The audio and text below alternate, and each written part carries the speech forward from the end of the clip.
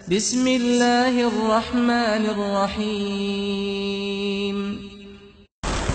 بسم اللہ الرحمن الرحیم۔ بے پردہ نظر آئیں جو کل چند بیبیاں، اکبر زمین میں غیرت قومی سے گڑ گیا۔ پوچھا جو ان سے آپ کا پردہ وہ کیا ہوا، کہنے لگی کہ عقل پہ مردوں کی پڑ گیا۔ معزز سامعین گرامی قدر، آج نہایت افسوس اور دکھ کی بات ہے جس وطن عزیز کو ہم نے اسلام کی ایک تجربہ گاہ کے لیے حاصل کیا، آپ سچے دل سے بتائیے کیا ہم نے یہ وطن سڑکیں، پل، بلڈنگیں اور یونیورسٹیاں بنانے کے لیے حاصل کیا تھا؟ اگر یہی کام کرنا تھا تو ہمیں ہندوستان سے علیحدہ ہونے کی ضرورت کیا تھی؟ ہم نے ایک نظریے کی بنیاد پہ یہ وطن حاصل کیا اور آج اس نظریے کا اسلام آباد کے چوکوں اور چراہوں پہ موبتی مافیا مذاق اڑا رہی ہے۔ دکھ اور افسوس کی بات یہ ہے کہ اسلام کی بیٹی یورپ میں حجاب کے لیے لڑ رہی ہے اور پاکستان میں اسلام کی بیٹیاں بے حجابی کی جنگ لڑ رہی ہیں۔ عجیب و غریب سلوگن، عجیب و غریب پلے کارڈ، میرا جسم ہے میری مرضی، نعوذ باللہ۔ یہ جسم بھی اگر عطا کیا تو اللہ رب العزت نے عطا کی ہے۔ ہاتھ، زبان، پاؤں کل انسان کے خلاف گواہی دیں گے اور اس وقت انسان کو یہ سمجھ آئے گی کہ اللہ کا دیا ہوا جسم بھی اگر استعمال ہوگا اللہ کی مرضی سے ہوگا، انسان کی اپنی مرضی سے۔ اگر انسان نے اپنی ہی مرضی سے اپنے ہی جسم کو استعمال کرنا ہے تو پھر اسلام کا، پھر وحی کا، پھر قرآن کا اور اللہ رب العزت کے احکامات کا مطلب ہی کیا ہے؟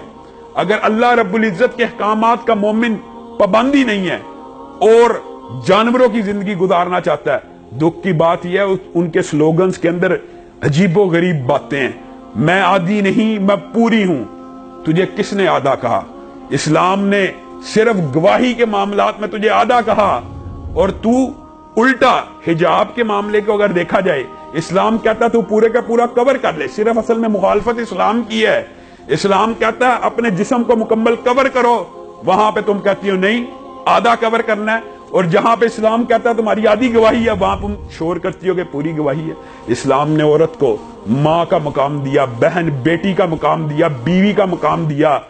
ہر معاملے میں عورت کی گواہی آدھی نہیں ہے۔ عورت اگر ماں کے روپ میں ہو تو مرد باپ اس کا مقابلہ نہیں کر سکتا۔ نبی کریم صلی اللہ علیہ وسلم سے صحیح حدیث ہے، موضوع یہ بہت زیادہ طویل ہے۔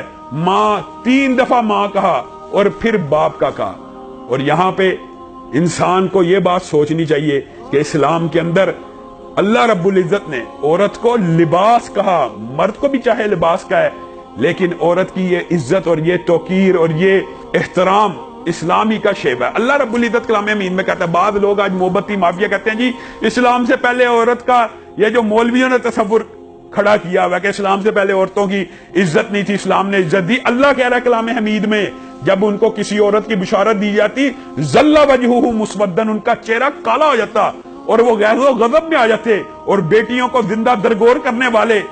قرآن پاک میں اس واقعے کا ذکر موجود ہے، بِأَيِّ ذَنبٍ قُتِلَتْ، اور جب پوچھا جائے گا مجھے کس جرم کے تحت قتل کیا گیا، یہ کہتے ہیں یہ جی مولویوں نے باتیں بنائی ہوئی ہیں، ان کو اللہ کے کلام کا بھی یقین نہیں۔ یا آج معاشرہ کس بے راہ روی کی طرف چل رہا ہے؟ اسلام کے اندر وَقَرْنَ فِي بِيُوتِكُنَّ کا حکم ہے۔ اللہ رب العزت نے عورت کو گھر کے اندر جائے قرار پکڑنے کا حکم دیا ہے۔ اسلام وہ مذہب ہے کہ جس میں عورت اگر خوشبو لگا کے باہر نکل آئے تو اس کو نعوذ باللہ برا کہا گیا ہے۔ اگر مسجد جا رہی ہے، بازار جانے والی عورت خوشبو لگائے تو نعوذ باللہ نبی کریم صلی اللہ علیہ وسلم اس کو کیا وعید دے رہے ہیں، اور جو مسجد کی طرف جا رہی ہے پھر بھی خوشبو لگائی ہوئی ہے تو اس کے بارے میں یہ ہے کہ جائے گھر اور غسل جنابت کرے اگر غیر محرم کے ناک سے اس کی خوشبو ٹکرا رہی ہے۔ جس اسلام میں عورت کو زمین کے اوپر پاؤں آہستہ رکھنے کا حکم دیا جا رہا ہے، زمین کے اوپر آہستگی سے پاؤں رکھنا ہے، اس عورت کو تم بے حجاب، بے نقاب اور کس کس قسم کے تم نعرے لگا رہے ہو۔ افسوس ہوا ہے وہ پوسٹر اور محبتی مافیا یہ کلچر کس جگہ سے اٹھا کے لائی ہے۔ پہلے یہاں ہمارے پاکستان کے اندر وومن پروٹیکشن بل اپنی طرف سے پیش کیا گیا۔ وہ پروٹیکشن بل کیا تھا جناب؟ عورت خامند کے گھر میں رہتے ہوئے خامند کو گھر سے نکال دے۔ اسلام کے اندر خامند طلاق دے تو عورت کی عدت خامند کے گھر کے اندر ہے۔ کیا وجہ؟ تاکہ گھر آباد ہو جائیں، خامند عورت کو دیکھے، آپس میں ایک دوسرے کے ساتھ نظر ملے، رجوع ہو جائے، گھر کی آبادی ہو جائے۔ اور تم کہتے ہو عورت چاہے اپنے خامند کو گھر سے 72 گھنٹے 48 گھنٹے دور رکھ سکتی ہے، عورت کے گھر سے نہیں، حامد ہی کے گھر سے. کتنے افسوس کی بات ہے، جس معاشرے سے، جس علاقے سے، جس کلچر سے یہ قوانین لے کے آ رہے ہیں، وہاں پہ فیملی سسٹم، وہاں پہ فیملی سٹرکچر یہ لوگ نہیں دیکھتے. اور یہ بہت بڑی جہالت اور بھول کی بات ہے. امریکہ، یورپ، اس کی تقلید کے اندر یہ لوگ اندھے ہوئے ہیں. آپ خود غور کریں، جس معاشرے کے اندر عورت کو شخص قرار نہیں تھا دیا جاتا، جس معاشرے کے اندر عورت کو پراپرٹی کا حق نہیں تھا، 19ویں صدی تک مطالعہ کرے تو پتہ لگے نا. یورپ اور امریکہ میں 19ویں صدی تک عورت کو حق نہیں تھا پراپرٹی کا. عورت سیکنڈ کلاس سٹیزن بھی نہیں تھی. عورت کو شخص کہنے کا حق بھی حاصل نہیں تھا. عورت کو ووٹ ڈالنے کا حق بھی حاصل نہیں تھا. اور اسلام 1400 سال قبل، اسلام کی اولین ترین اساتذہ میں سے حضرت عائشہ ہیں، جن سے صحابہ پڑھ بھی رہے ہیں، لیکچر بھی دے رہے ہیں. تمہارے امریکہ میں عورت کی تو پڑھائی کی اجازت موجود نہیں تھی. یہ کس قسم کا کلچر، یہ معاشرے کے اندر کس قسم کا فتنہ محبتی مافیا لانا چاہتی ہے. فحاشی کا، عریانیت کا، بے حیائی کا یہ ایک سیلاب ہے.